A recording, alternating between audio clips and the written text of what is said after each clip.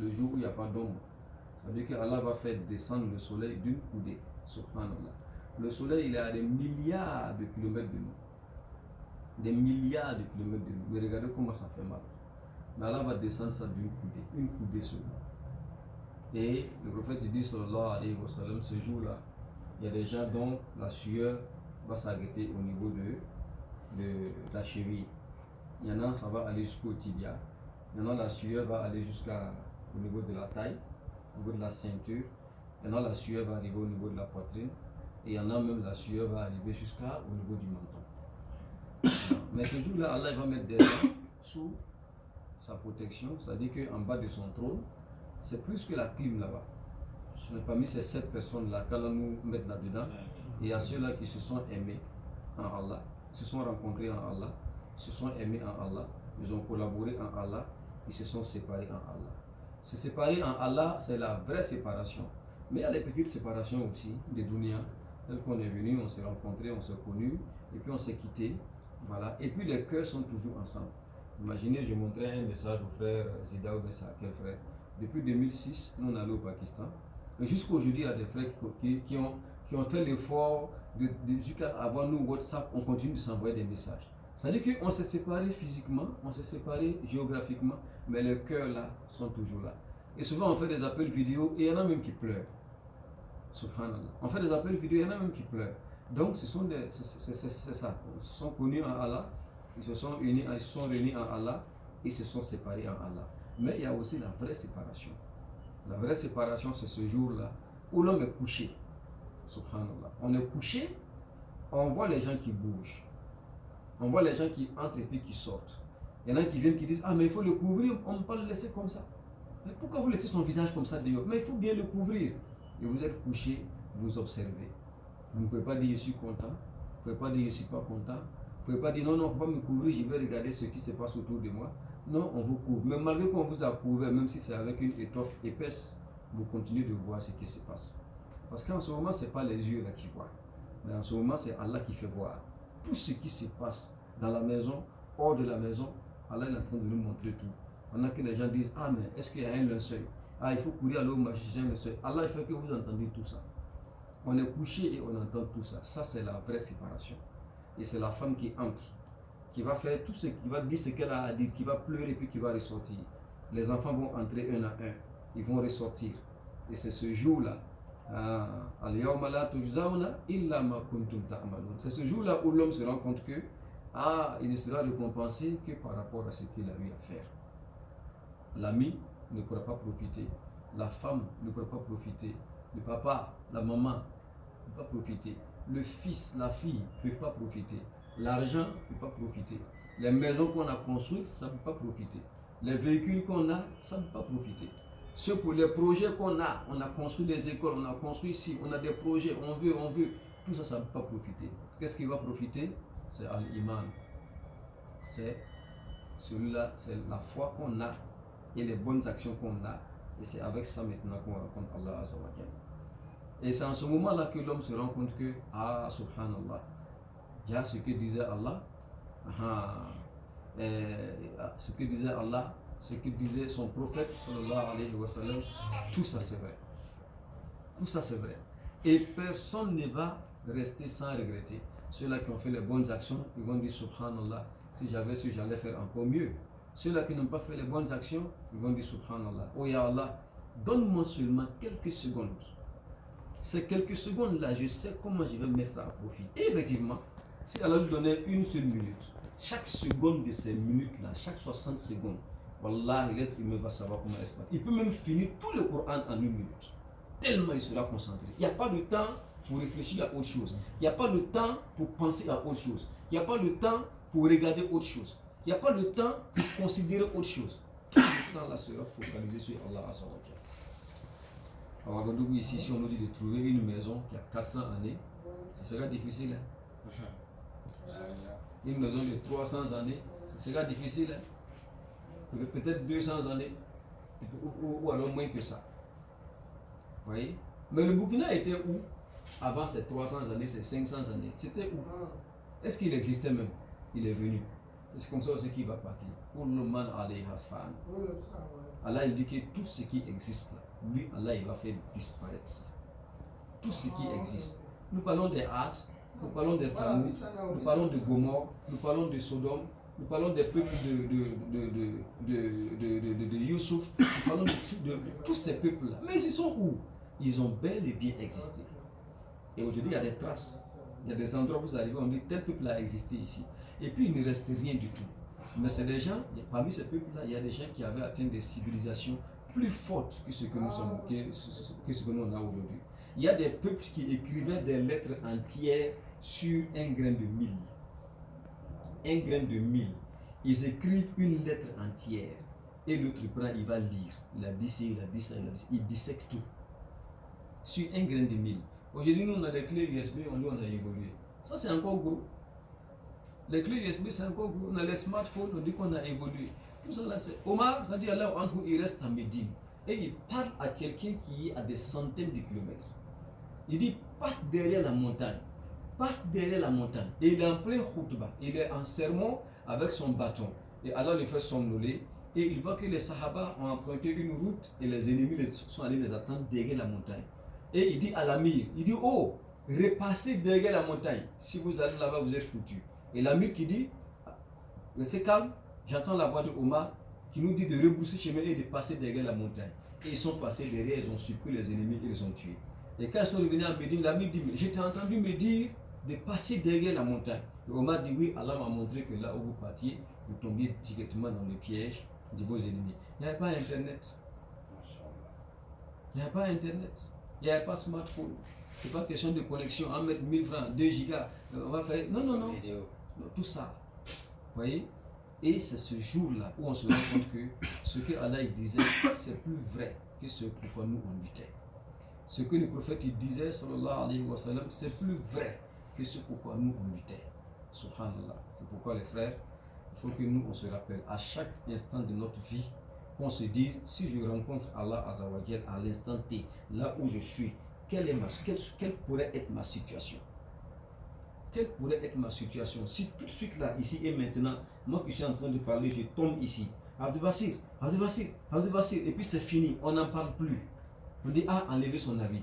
Ah, après ceci. Ah, il faut enlever ses habits, il faut le couvrir. Ah non, non, il faut le mettre dans la chambre. Non, non, non, laissez-le dehors. Non, non, non, on peut le laisser ici. Ah, il faut appeler. Ah, il faut appeler sa femme. Ah, il faut appeler sa femme. Et en ce moment-là, on est couché. C'est en ce moment-là maintenant que on sait que la vérité maintenant a surgi. La vraie vérité là a surgi. Mais est-ce qu'on est prêt pour ce moment-là? Alors que c'est un moment pour lequel on doit être prêt à tout moment. À tout moment, on doit être prêt. Subhanallah. Combien de frères comme nous, on a enterré aujourd'hui là, à Ouagadougou ici et hors de Ouagadougou? Combien de frères comme nous, on a enterré hier soir, hier matin? Combien de frères comme nous, on a enterré la semaine dernière? Combien? Quand on va au cimetière, sur 10 tombes, vous allez trouver 8 tombes de 20 à 40 ans maximum. Sur 10 tombes, ça dit de 20 à 40 ans là, ça prend 8 tombes. Souvent même sur 10 tombes, vous n'avez même pas une personne de 50 ans. Et nous, on est là, on fait des projets de 10, 15, 20 ans. On se dit qu'on est éternel. Pourtant, on n'est pas éternel. Subhanallah les frères. Allah nous aide à nous rappeler ce moment-là où on va rencontrer l'ange de la mort. Les Sahaba, ils ont atteint un niveau où l'ange de la mort arrive. Il y en a qui disent, mais tu étais où même depuis? Depuis là même, je veux que tu viennes et puis je vais rejoindre mon Seigneur. Les Sahaba avaient atteint ce niveau-là pour certains d'entre eux. Mais est-ce que nous, on a atteint ce niveau?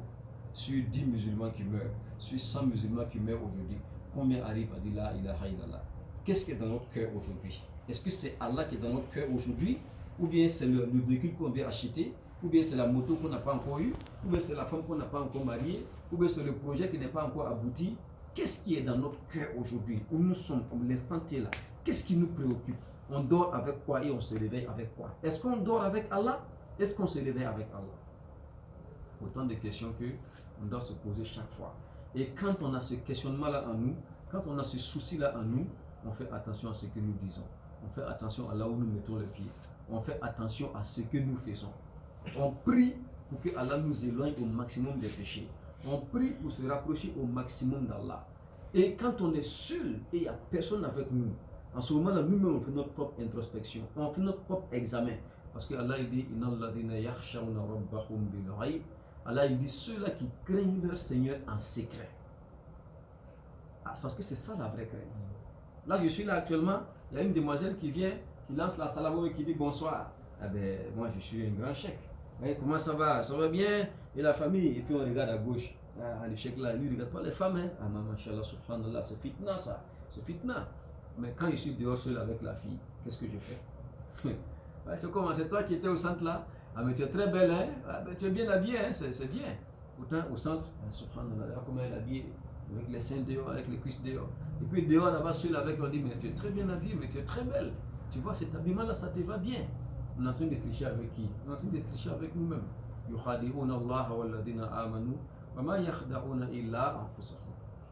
Ils pensent tromper Allah, ils pensent tromper les croyants, mais en réalité ils ne se trompent qu'eux-mêmes. Ils ne font du tort qu'à eux-mêmes. Allah il dit ceux-là qui me craignent, moi Allah en secret. Allah il dit à ceux-là je vais leur pardonner et je vais leur donner une grande récompense.